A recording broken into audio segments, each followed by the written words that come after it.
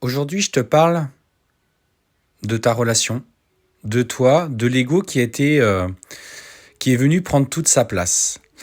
Alors, contrairement à ce qu'on peut penser, parfois on parle de l'ego comme quelqu'un de dur, enfin une part de nous qui est dure, la part de nous qui a peur de souffrir.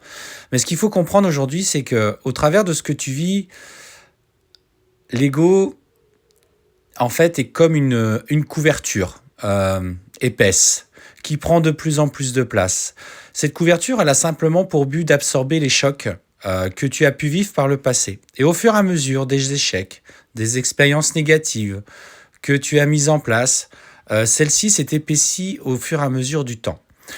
Et ce qu'on te dit aujourd'hui par rapport à la relation que tu vis, il y a clairement eu effectivement un échec, tu vois, on te parle en lien avec un homme, mais peu importe, ça peut être également une femme, hein. Ne vous arrêtez pas à, au sexe, ou en tout cas des cartes. On te dit que par rapport à cette relation, justement, il y a eu cet échec parce qu'il y a eu un véritable conflit avec cette personne. Mais à quoi est dû ce conflit?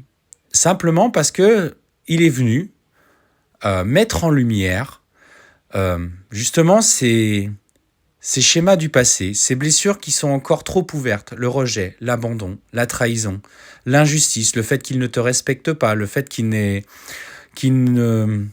souhaite pas s'engager avec toi alors que vous ressentez clairement quelque chose d'extrêmement fort en vous. Et ton ego, forcément, a pris le dessus. Parce que dans ce moment que tu vivais, il y a eu un trop plein d'émotions. Et cette émotion, du coup, au lieu de la... Tu n'as pas pu l'apaiser parce que tu n'avais pas la force de le faire sur l'instant.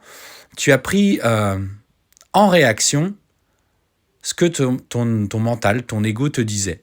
Alors aujourd'hui, justement, tes guides te disent, et s'il était temps simplement que tu prennes le temps, et tu vois, alors pour le coup, c'est la jeunesse, mais moi, je considère que c'est prendre le temps de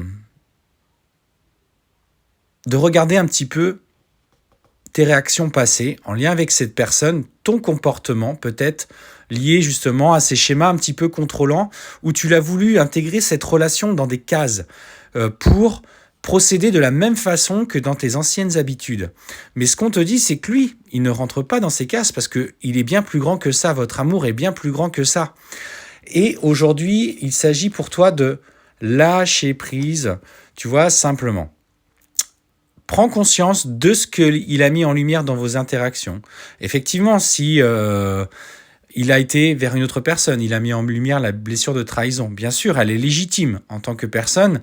Où sont mes limites pour accepter ça? Autrement, il peut revenir à toi juste pour des moments charnels. Et du coup, pour ne pas le perdre, et surtout par peur de le perdre, bah, tu préfères lui satisfaire de ça. Mais ce qu'on te dit, c'est que toi, ce n'est pas ça ce que l'on te demande. C'est on te demande de te respecter, de t'aimer pleinement, de t'accorder avec tes émotions, tes sentiments. Parce qu'aujourd'hui, clairement, il s'agit pour vous, tu vois, on te dit clairement que en faisant ce travail sur ton mental, en te recentrant à toi-même, en cherchant la vérité au fond de toi. Bien sûr, au-delà des conseils que l'on vous donne, il s'agit avant tout d'aller chercher les clés au fond de vous-même. Parce que on voit clairement de toute façon qu'il y a le retour, mais il y a surtout l'élévation. C'est l'élévation qui t'est demandée au travers de ces relations-là. Elles se développent. Certains disent aujourd'hui sur les réseaux, je l'ai vu, je l'ai lu, que ce sont des relations particulières et que ce n'est pas fait pour tout le monde.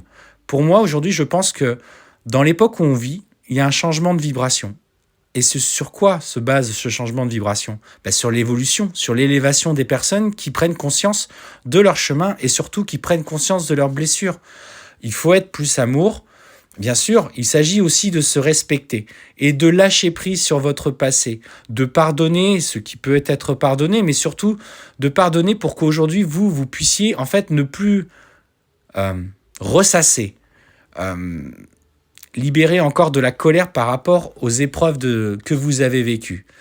Et c'est en étant dans l'acceptation de l'éloignement en lien avec cette autre personne que vous allez travailler sur ce retour et tout du moins à retirer au fur et à mesure sur ce chemin les difficultés qui sont venues se présenter à vous et les habitudes de vie. Donc, recentrez-vous dans votre maison intérieure, Allez chercher ces fractures qui sont au fond, ces fissures qui sont encore présentes, parce que c'est là que vous parviendrez à vous épanouir pleinement. Au-delà de ce lien que vous vivez, il s'agit avant tout pour vous de comprendre la beauté que vous avez, des limites que vous devez fixer, de l'amour que vous exprimez pour vous-même et après pour les autres, de poser les limites, de savoir dire non. Alors, petit à petit, d'abord par des petits noms, puis de plus en plus grands, simplement en vous assurant que ce que vous accordez aux autres soit en accord avec vous-même. Parce que on voit que les gens autour de vous vont prendre conscience de vos vibrations. Certains vont s'éloigner, certains vont venir, certains vont vous dire que vous avez changé. Mais peu importe, vous changez pour vous changez pour vous aimer. Et c'est ça le plus important. Allez, je te souhaite une belle journée.